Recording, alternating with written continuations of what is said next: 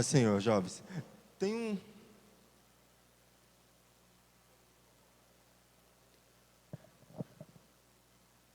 Hoje o pastor Guilherme estava no seminário e eu aqui pensando assim, o que eu vou falar para o pastor Guilherme para na hora que assistir o vídeo ele ver eu falando. Aí eu olhei para um lado e ele estava ali. Eu ia falar assim, Guilherme, que o desejo do meu coração é que a matéria de hoje tivesse sido muito difícil. O dia todo em Santa Fé do Sul. Jovens, vou ministrar com vocês algo que o Senhor colocou no meu coração a respeito de a melhor equipe. Qual é a melhor equipe? Por que a melhor equipe? Você pode colocar para mim o encarte, aliás, o tema lá eu pedi para os meninos da mídia, com o Léo, eu falo só com o Léo. Eu acho que o Léo daqui a pouco ele me bloqueia no Zap, porque eu fico mandando mensagem para ele. E eu falei assim, ô Léo, o senhor colocou um tema no meu coração, você não monta para mim? Aí eu ficava explicando, faz assim, faz assim, faz assim. E aí ele foi lá, eu queria algo que lembrasse particularmente algo que eu gosto muito. Eu gosto muito do universo Marvel, gosto de DC, mas eu sou Marvete. E essa cena, em específico, né, que os meninos escolheram e bem escolhido, eu me lembro de quando lançou o filme, acho que Capitão América Guerra Civil. Havia a cena que, para quem gosta de super-herói, mostrava herói lutando contra herói. E você que é fã, que curte esse universo, eu gosto, sempre gostei. Aí você ficava lá e naquela torcida de aparecer alguém, de aparecer alguém, de aparecer alguém diferente, de aparecer um herói diferente. Quem aqui assistiu? Acho que alguns jovens assistiram. Deve ter assistido. A hora que o escudo do Capitão América sobe, ou o Homem-Aranha que está em cima, dá vontade de chorar. É o Homem-Aranha. Mas tem uma cena, e essa daqui é de uma outra cena, de um dos filmes, que é o Capitão América lutando contra o Homem de Ferro. E eu me lembro que na época se divulgou muito esse hashtag Team Capitão América, ou hashtag Team Homem de Ferro, Iron Man. E aí o Senhor trouxe a luz ao meu coração há algum tempo a respeito de quem nós somos, de que time nós fazemos parte. E eu quero ler com você um texto para você começar a entender. Está lá em Evangelho de Lucas, capítulo 6, versículo 12. Evangelho, segundo escreveu Lucas, capítulo 6, versículo 12.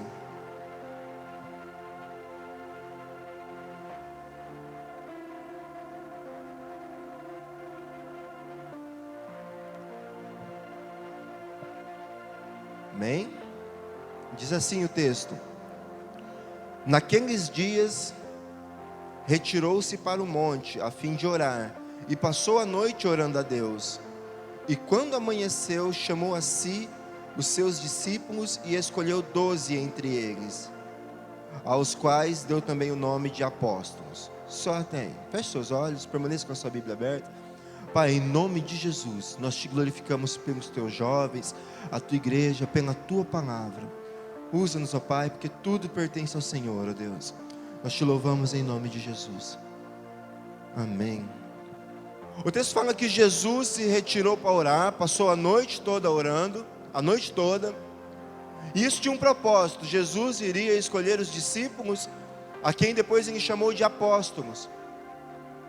O texto é claro em falar assim, que ele chamou os discípulos, e dentre os discípulos, ele escolheu 12. Então ele tinha mais. Nós falamos outro dia que ele tinha mais discípulos, mas ele escolhe 12 no meio daqueles muitos discípulos. E o texto diz assim, nós entendemos, se você ler Lucas capítulo 4, em Lucas capítulo 4 nós vemos Jesus passando por um momento de tentação no deserto. A Bíblia diz assim que o Espírito Santo leva Jesus para o deserto para ser tentado. Não é o inimigo, né, como alguns pensam, é o Espírito Santo quem leva Jesus para o deserto. E lá no deserto Jesus tem algumas experiências, e eu vou dizer aqui sobrenaturais, porque o próprio Satanás, o próprio diabo vai tentar Jesus e faz propostas para ele. O texto diz assim que Jesus, toda vez que o inimigo falava alguma coisa, Jesus ele respondia assim: está escrito, está escrito. Então Jesus usava a palavra para combater o inimigo. E aí, após a terceira tentação, a Bíblia diz assim que o inimigo se retira. E os anjos começaram a servir Jesus. Jesus estava 40 dias sem comer. Não fala assim que estava sem beber, mas sim que estava sem comer. E os anjos começaram a servir. Após esse tempo de tentação, passa um tempo e Jesus vai escolher os discípulos. E aí é que eu quero me estender um pouco com você, porque Jesus sabia quais seriam as lutas que ele enfrentaria. Na realidade, um texto diz assim, que Jesus poderia ter ordenado a anjos, mas ele não fez. E aí eu quero que você preste muita atenção. Coloca o vídeo 1 para mim, fazendo um favor. Tomara que eu tenha acertado de falar o número. É esse mesmo. Isso, apaga as luzes aqui. Preste bastante atenção nessa cena. Cena pós-crédito. O sonho de quem assiste filme. Sr. Stark faz parte de um universo maior. Só não sabe disso ainda. Quem é você? Nick Fury, diretor da SHIELD. Sei. Eu estou aqui para falar sobre o Projeto Vingadores. Quem assistiu e lembra dessa cena? Não é para aplaudir não, viu? A hora que acaba o filme, chega o Nick Fury, que é o líder de uma organização. Você passa o tempo todo querendo saber por que ele perdeu um olho, depois se descobre que o gato arranhou o olho dele. E aí ele chega, ele encontra o Tony Stark. E aí ele vai apresentar um projeto chamado Projeto Vingadores. Eu acho interessante porque o Nick Fury, a ideia dele de proteger o mundo é encontrar os seres mais poderosos da Terra na visão dele. Então ele tem o Tony Stark, que além de ser multimilionário, filantrópico, ele também é um grande armamentista. Constrói sua armadura. Depois no outro filme ele vai lá e encontra um cientista que sofre com radiações gama e se transforma no Hulk. Ele vai se encontrar depois com um soldado da década de 40, da década de 50, que depois se torna o Capitão América. E começa então a montar a sua equipe, que ao ver dele, é a melhor equipe para se defender o planeta Terra. Porque ele tem um critério de escolha. Assim como nós também temos, o que eu quero dizer para você é que o nosso critério de escolha é um critério diferente. Nós temos critérios de escolha. Ele não está errado em fazer a escolha dele. Ele tem um critério. Ele entende, esse homem do filme, né? Lógico que é ficção, mas ele entende que o mundo sofre ameaças. E para se enfrentar essas ameaças, é necessário que encontre seres poderosos, porque o inimigo é poderoso. Então ele começa a ir um por um, escolher outro, escolhe outro. Se ele fosse para descer, acho que ele escolheria o Flash. Aí ele começa a escolher um, escolher outro, porque ele tem um critério. Que é o nosso critério. Por que é o nosso critério? Quem é jogador aqui? Jogador. Gui, Carlos. Quem mais, irmão? Quem futebol amador aí? Que nem jogador. Molequinho lá. Quem é que é jogador? Veja só. Aí você estava lá na escola, tirava para o ímpar. E o Gui era escolhido, ou ele tirava para o ímpar. Porque não podia cair no time do outro. Se você vai... meu irmão era daquele jeito lá. E escolher time... Tem sempre aqueles dois que não podem jogar junto. Ah, porque senão não ganha. Senão perde. Porque esse é o critério. Você não coloca quem joga bem junto quando é aquele joguinho de parceiro. Mas quando vai montar jogo, eu me lembro que quando a IBM montou um time uns anos atrás, eu pensava assim, eu estou no auge. Rapaz, eu ia lá só para orar no vestiário. Com o pessoal, nem tá meu... nada, você é artilheiro. Meu nome nem aparecia no bid, nem aparecia na lista lá. Não, o Tom vai orar para nós. Era só para orar. Porque existe um critério, é natural. É uma coisa nossa, é uma coisa do ser humano. Você vai montar um time, você quer escolher quem você acredita. Porque se você olha lá, quem vai jogar contra você, seja futebol, vôlei, queimada, você vai escolher quem vai jogar contra você. Você quer do seu lado alguém que jogue bem. É simples, se você vai fazer um trabalho na escola, um trabalho em grupo, você pode passar o tempo todo com o pessoal do fundão, que às vezes não estuda. Mas na hora de montar o grupo, na semana que o professor fala assim, olha, nós vamos ter um trabalho em grupo, aquela semana você senta na frente do lado de alguém. E fica na expectativa de fazer parte daquele grupo específico. Eu já passei por isso. Porque você sabe que fulano estuda e fulano não. Você vai entregar um trabalho, eu não quero estar com quem não estuda. Porque meu nome vai estar ali e eu vou ganhar a nota do grupo se eu estiver num grupo que não estuda. Isso é um critério. Eu não sei em qual grupo você fazia parte. Se você fazia parte desse grupo, dos escolhidos em primeiro. Aquela pessoa que estava sentada lá, você sabia já que você se faria presente na melhor equipe, no melhor grupo. No melhor grupo escolar. Talvez se esse mundo da ficção fosse verdadeiro e aparecesse alguém agenciando, talvez escolhesse você. Quantas pessoas, quantos jovens tiveram aí sonhos talvez frustrados ou entristecidos porque imaginava um futuro grande, porque sempre esteve nos primeiros lugares.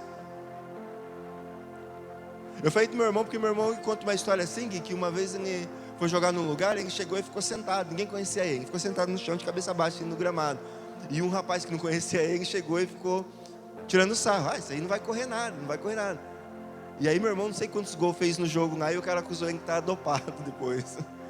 Porque quem não te conhece, às vezes não conhece o teu talento, mas quando te conhece, sabe que lugar que você pode ficar. Pessoa certa no lugar certo, mas isso é nosso. Isso é nosso. Com certeza, se você vai fazer uma escolha de futebol, você vai escolher o melhor jogador. Porém, aquele melhor jogador você não vai escolher ele para o MMA, por exemplo. Se eu tiver que escolher uma equipe de MMA aqui, eu chamo Jean. Né, Jean? Se estiver assistindo, chamo Jean. Ele estava contando o histórico dele para mim. Eu falei, meu Deus, ainda bem que ele é cristão. Rapaz, isso pega eu. Sabe, querido, nós temos o nosso critério. Mas talvez dentro do nosso critério você não faça parte daqueles que são escolhidos em primeiro. E aí eu quero te apresentar. Mostre para nós o segundo vídeo, fazendo um favor. Presta atenção nessa cena. Talvez você já assistiu. A meu bel prazer. Tinha dias em que parecia que éramos só eu e criado contra o mundo.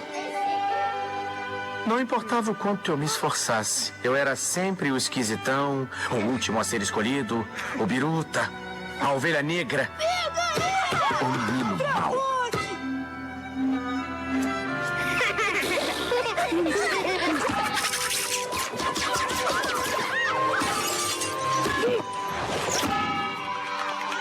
Era esse o meu destino? Peraí, só até aí tá bom. Talvez Obrigado. fosse. Ser mal é a única coisa Veja que eu sei só. fazer bem. Foi aí que eu saquei. Às vezes, você não faz parte daquele grupo dos melhores dentro da visão humana, porque você se identifica com o Megamente.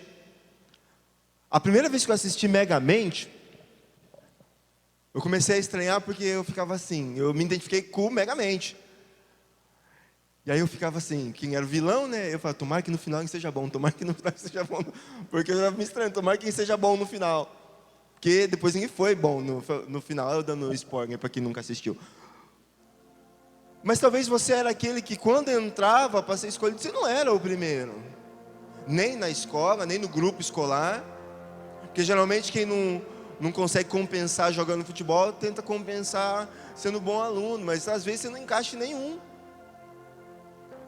Talvez você ainda não descobriu o seu talento. Toda vez que eu vejo o Megamente, o Metroman, são um dos meus desenhos preferidos. Eu gosto muito de animação, esse é um dos meus preferidos.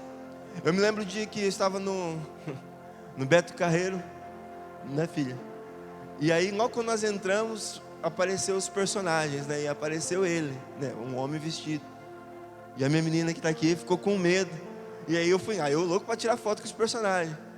Eu falei, vem, filha. E Ana com medo, aquela risada sem graça, andando para trás assim. Aí o Megamente foi atrás dela para tirar foto, ela saiu correndo e a cena era o Megamente correndo atrás dela assim, em volta do Metroman, para tirar foto, e ela com medo, ela era pequenininha. Talvez você faz parte desse grupo, porque os nossos critérios não são, é óbvio que ao escolher, você vai fazer essa acepção de pessoas. Você vai ver isso na Bíblia. A Bíblia diz assim, que quando Deus não queria dar um rei para Israel, ainda não era o momento, mas aí a Bíblia diz assim, que o povo queria, e Deus deixa que eles escolham. E quando o profeta leva a pessoa lá, eles escolhem Saul. Saul estava no meio da bagagem, está lá no livro de 1 Samuel capítulo 10, e o texto de 10, 23 fala assim, que igual Saul, não tinha ninguém do ombro para cima, diz que quem era alto, a Bíblia fala que Saul era alto, e muito bonito, não tinha ninguém como ele, e aí o povo aclama ele como rei, é um critério baseado na aparência. Isso aconteceu também na escolha de Davi, porque quando Samuel foi escolher o rei lá na casa de Jessé, que está lá em 1 Samuel 16, a Bíblia diz assim, que quando ele viu Eliabe, o primeiro filho, Samuel disse assim, certamente esse é o escolhido de Deus, e não era, porque Davi estava lá fora da casa. Ele olhou novamente para a aparência, e foi fazer a sua escolha, o próprio profeta Samuel. Os nossos critérios de escolha são esses, baseados muitas vezes na aparência, na estatura física, na inteligência, na forma de se vestir, no corte de cabelo, se tem ou não marcas no corpo, tatuagens. Isso não serve para mim, na cor da roupa, ou se eu gosto ou não. Isso faz parte dos nossos critérios de escolha. E aqui nós encontramos tanto homens de Deus quanto outras pessoas também se pautando em aparência. Samuel depois disso toma um puxãozinho de orelha. Eu gosto de pensar, eu tenho muito de Deus a visão de pai. Eu fico imaginando Deus esticando a mão assim do céu, torcendo a orelha de Samuel, falando, não é assim, já te expliquei. Porque Samuel estava caindo na mesma falha que eles tinham caído com Saul. Samuel é um homem de Deus. Então esses são os nossos critérios, escolhas baseadas em aparência, ou se é o mais poderoso da terra, ou se eu tenho dinheiro.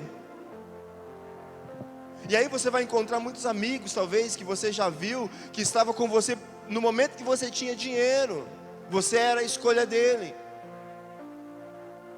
Você é a escolha da sua amiga até o momento que você paga as coisas. Você é a escolha do seu amigo até o momento que esse amigo te traz algum tipo de benefício. E aí nós vamos entender que nós temos um critério para fazer escolhas. Mas aí nós entendemos também que Jesus tem critérios, mas não são os mesmos critérios que o nosso.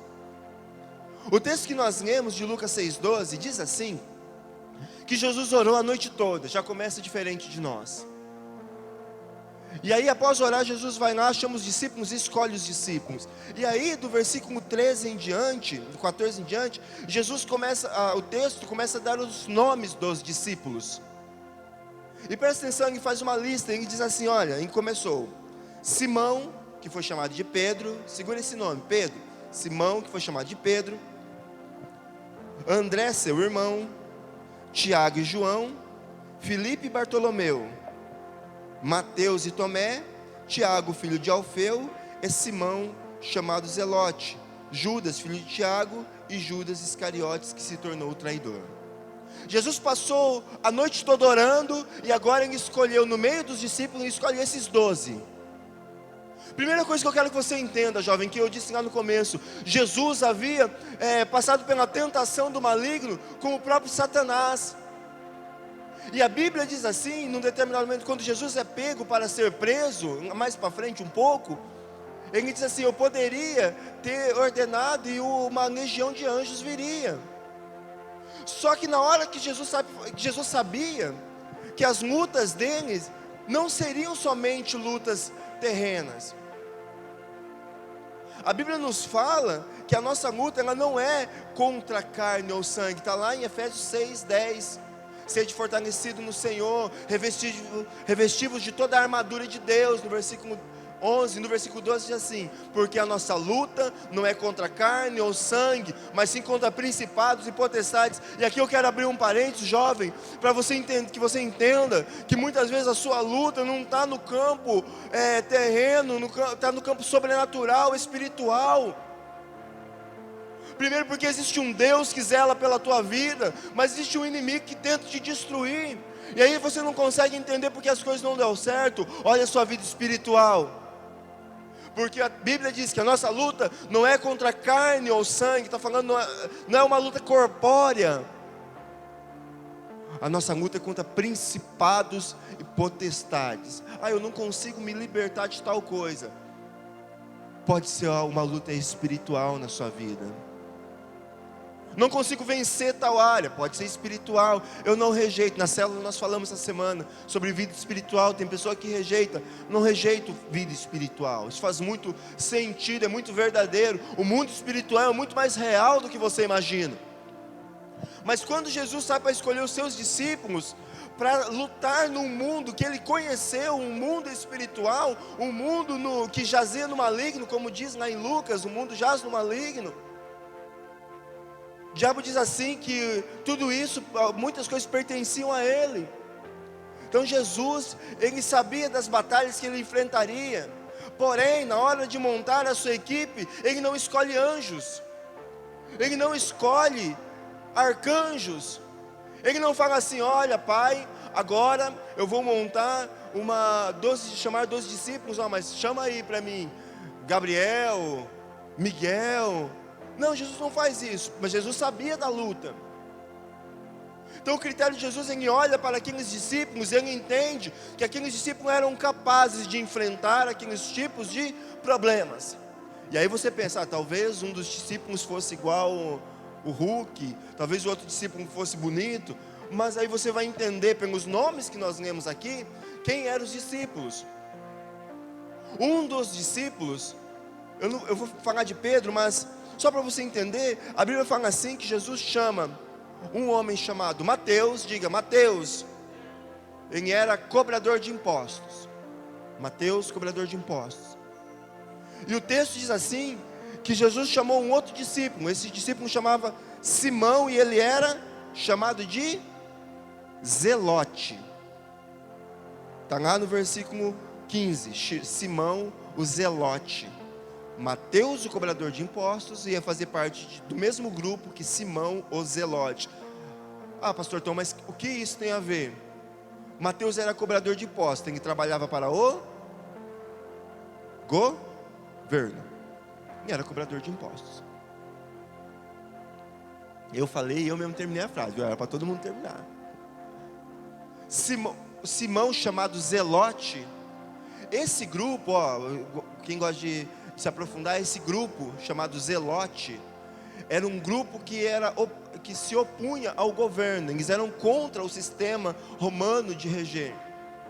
Era um partido político. Jesus pega um homem que faz parte de um partido que era contra o governo e coloca para trabalhar com um funcionário do governo. E aí nós já temos um problema, né? Porque você vê disputa de esquerda e direita nas redes sociais, a coisa é complicada. Aquilo não é o critério, estou falando só de visões diferentes. Você não escolheria para trabalhar com você pessoas com visões diferentes. Jesus faz isso. No texto diz assim que Jesus chama Judas, e depois era o traidor. Então você, a partir daí, você começa a ver que não há nada, a princípio, de especial nas pessoas que Jesus chamou. Quando Elias chama Eliseu, tem um hino que nós cantamos, que é o hino da carroça, que nós falamos, né? Que ele conta essa história: e eu me despedi dos meus pais, eu queimei minhas carroças, e eu afundei meu barco no cais. A Bíblia diz assim que quando Elias lança a capa sobre Eliseu, Eliseu entende o chamado. Eliseu abandona as carroças, mata os bois. O texto fala lá no livro de Reis, lá nos históricos. E isso mostra que Eliseu não fazia parte daquele grupo de pessoas que geralmente eram escolhidas para seguir alguém. Ele trabalhava com o pai dele. A escolha dos discípulos também é assim. Pessoas que não eram o topo da sociedade. Jesus não escolhe líderes religiosos. Jesus não escolhe pessoas que entendiam de política, disso ou daquilo. Ele escolhe alguns, mas a escolha aqui não é baseada nesses critérios. Tinha um ou outro que entendia de alguma coisa, mas não é esse o critério. Não era o chamado topo da sociedade. A escolha de Jesus é uma escolha diferente. O critério de Jesus é um critério diferente dos nossos critérios. Quando Jesus chama Pedro, e é interessante Jesus chamar Pedro, porque de Pedro nós temos algumas outras informações. Talvez você que lê a Bíblia, você vai lembrar de algumas coisas de Pedro. Você vai lembrar que Pedro andou sobre as águas e afundou depois, quando ele começou a ter medo. O que mais? Você vai lembrar que Pedro faz uma coisa muito triste. Ele negou Jesus. Você vai lembrar que Pedro negou Jesus. Pedro faz uma coisa muito grave quando Jesus vai ser preso. Hã? Eu não entendi. Pedro, ele corta a orelha do soldado. Pedro andando já aproximadamente 3 anos com Jesus, e aparentemente naquela hora ele estava com uma faca na cintura. Ah, mas Tom, ele era pescador, por isso que ele estava com uma faca na cintura. Ah, mas não é porque ele era pescador que ele tem que sair por aí dando facada nos outros. Jesus vai ser preso e corta a orelha do soldado. Então Pedro tem, em uma outra situação, Pedro vai falar para Jesus que Jesus não vai passar por aquilo que Jesus disse que passaria. E Jesus fala assim: arreda-te de mim, Satanás. Jesus vê além. Então nós vamos ver nos discípulos pessoas difíceis de lidar, pessoas impulsivas, pessoas com caráter questionável, como é o de Judas, que andou o tempo todo com Jesus e traiu no final. Pessoas com rixas entre elas. Havia discussão entre os discípulos, a Bíblia não esconde isso. Em Atos deixa claro que havia muita discussão em algumas situações para resolver problemas. A Bíblia nos fala que Paulo teve um problema com João Marcos, consequentemente com Barnabé também. É quando Paulo se separa de Barnabé em uma das viagens missionárias. E aí Paulo pega Silas, vai para um lado, e Barnabé fica com João Marcos. O texto diz que foi uma discussão. Pessoas com problemas. Mas a Bíblia diz assim, que o Senhor conhece o coração. Jesus conhece o seu coração. O texto diz assim que quando Samuel foi escolher e ele preferiu Eliabe à primeira vista, o próprio Deus fala assim: olha, Samuel, esse daí eu tenho rejeitado, porque o homem vê, está lá no livro de 1 Samuel capítulo 16 versículo 7, diz assim: esse aí eu tenho rejeitado, porque o homem vê o que está diante dos olhos, mas eu vejo o coração. Eu vejo o coração. E aí você vai entender que o critério de Jesus é um critério diferente. E isso é bom para nós, porque Jesus olha para você e não vê a tua aparência, não vê o que você fez ou deixou de fazer. Ele vê quem você pode se tornar. Ah, Tom, mas eu não tenho habilidade. Tudo bem, O Senhor te acrescenta habilidade, o Senhor vai te fazer conhecer o que você pode entregar para Ele de melhor, o que você pode fazer pela sua família, pela sociedade. Porque o Senhor vê quem você é no seu coração. Não tem a ver com a sua aparência, não tem a ver com a cor da sua roupa, do seu cabelo, da roupa que você veste ou do que você gosta. Eu não tenho problemas em falar que eu gosto desse mundo de super-heróis, gosto mesmo. As séries que eu assisto são geralmente em torno disso, eu gosto. Mas para mim, as escolhas de Jesus, ela vai além dos meus gostos. Talvez você não goste, você gosta de outras coisas. Eu não gosto, por exemplo, eu não assisti ainda um filme que o pessoal chorava muito, Milagre na Cela 7, eu acho. Porque eu acho que eu vou chorar. Eu quero ver o cara soltar raio do olho e destruir o inimigo, é verdade. Eu quero ver o cara que vem do espaço e pousa na terra assim, abduz o outro na nave espacial e leva, dá superpoder para ele volta, herói. Eu não sou muito de fã de filme dramático. Mas não é, vai além dos meus gostos. A escolha de Jesus vai além dos seus gostos, vai além. Jesus, olha quem você pode se tornar. E eu quero falar de um texto com você, muito rápido. Eu vou falar para o Adriel, vem cá. Eu sempre fico usando o Adriel, vem cá, Adriel. O Adriel sabe o que eu vou fazer, sobe aqui, filho. Sobe aqui. Eu posso subir aqui? Eu quero ler com você um texto. Evangelho de João, capítulo 17, versículo 20. Para a gente ir caminhando para o final. Presta muita atenção aqui.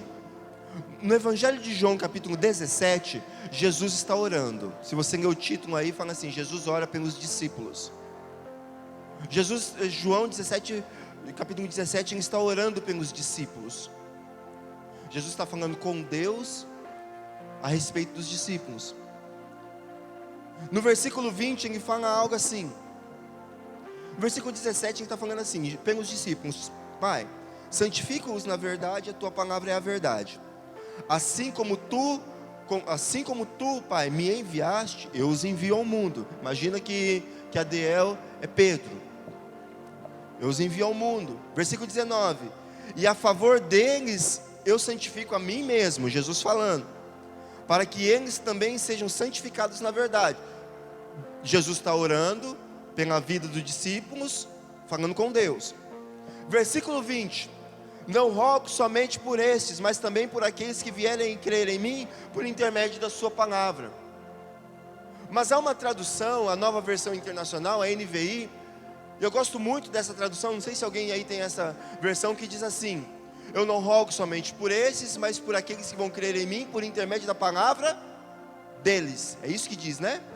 A NVI diz assim: Eu rogo por aqueles que vão crer em mim, por intermédio da palavra deles. E aí eu quero interpretar esse texto assim, na versão da NVI, que Jesus está orando, e ele tem o seu discípulo Pedro aqui, e Jesus está falando assim: Deus, Pai, eu não oro somente por estes, os discípulos, mas por aqueles que vão crer em mim. Quem é aqueles que creram nele? Você faz parte, amém? Jesus estava orando por você, você creu em Jesus por intermédio da palavra. Mas o texto fala assim: eu oro por aqueles que vão crer em mim, por intermédio da palavra dele. Eu oro por aqueles que vão crer em mim, não pela sua palavra, mas palavra deles, é o que o texto daquela versão diz. O que Jesus está falando? Não que eles vão pregar uma palavra que não seja de Deus, mas Jesus está falando assim, em outras palavras: eu creio que esse menino aqui, Pedro, ele vai se tornar um pregador, e as pessoas vão crer em mim por causa da vida que ele vai ministrar, da palavra que ele vai pregar.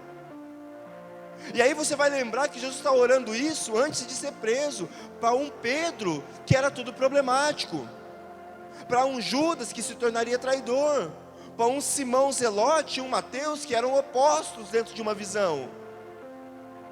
Então ele está olhando para o Adriel, não para aquilo que o Adriel é agora, mas para aquilo que o Adriel vai se tornar lá na frente, para aquilo que o Adriel vai se tornar lá no futuro. Eu não oro só pelo que o Adriel vai fazer agora. Eu oro por aquilo que Deus vai fazer através da vida do Adriel lá na frente. É por isso que o critério de escolha de Jesus é um critério diferente. É por isso, jovem, que você é um escolhido de Deus, independente de quem você seja. Obrigado, filho. Independente de quem você seja, do seu talento, da sua habilidade, da sua força, o Senhor, Ele transforma e usa a sua vida da maneira que Ele quiser. Ele olha para você e diz assim: olha, eu vou te usar. E você diz assim: eu sou incapaz de ser usado. Mas o Senhor Jesus, Ele já está olhando em você lá na frente, quem você vai se tornar. Pedro se torna, depois disso, um dos grandes pregadores da palavra. A primeira mensagem de Pedro converte mais de 3.000 almas. Mas Pedro, antes disso, nessa oração de João 17, Pedro ainda nem tinha abandonado e negado Jesus. E Jesus estava orando por as pessoas que Pedro ia ganhar. Jovem, Jesus olha você naquilo que você vai se tornar. Ele conhece a sua capacidade, porque ela está aí dentro de você. Você pode ser usado sim. Você vai descobrir o seu dom, o seu talento, e o Senhor vai te usar dentro daquilo que você pode oferecer, dentro das suas capacidades. Mas Ele vai te capacitar muito mais, jovem. O Senhor, Ele te escolheu. Quando Jesus chama os discípulos, Ele chama esses discípulos, eles vão fazer parte agora de uma grande equipe que vai revolucionar o mundo. O Senhor te chamou para fazer parte de uma equipe que vai revolucionar essa cidade, que vai revolucionar a sua família. A história da sua família vai começar através da sua vida. A história da sua família, você que está na sua casa, vai começar através da sua vida, porque o Senhor te escolheu, o Senhor te chamou. Não tenho nada para oferecer? Tem, porque se o Espírito Santo está em você, você tem muito para oferecer. Uma frase que eu gosto: eu e Deus somos maioria. Eu não preciso de muitos, preciso de Deus, e com Deus eu sou maioria. Você pode e faz parte da melhor equipe, porque você é do time de Jesus, porque você foi chamado. Jesus hoje, Ele chega, não com um dos olhos tampados, mas Ele chega em você e fala assim: você já ouviu falar da iniciativa Filhos de Deus? Alguém chega em você, Jesus chega em você, você não sabe ainda quem é Jesus, se você ainda não foi apresentado para Jesus, não aceitou Jesus, você pergunta, porque um dia Moisés também perguntou para Deus, na sarça ardente, Moisés perguntou: quando eu chegar lá no faraó, quem eu vou dizer que me enviou? Talvez você ainda não conhece a Jesus, a Deus, mas Jesus chega em você e te chama, e você não sabe quem é Ele, mas Ele te chama para um projeto, fazer parte dos filhos amados, da equipe que vai transformar vidas, da equipe que vai salvar o seu amigo que tenta te influenciar, da equipe que vai mudar a história da sua família, dos seus amigos. Você vai ser aquele que vai ser enviado a um lugar onde você vai livrar o seu amigo das drogas, do álcool, da prostituição. Você é esse jovem, você é essa jovem, escolhida por Deus, a dedo, separado, santificado, restaurado, para fazer parte de uma equipe muito melhor, a equipe dos céus, que transforma vidas. Coloque-se de pé.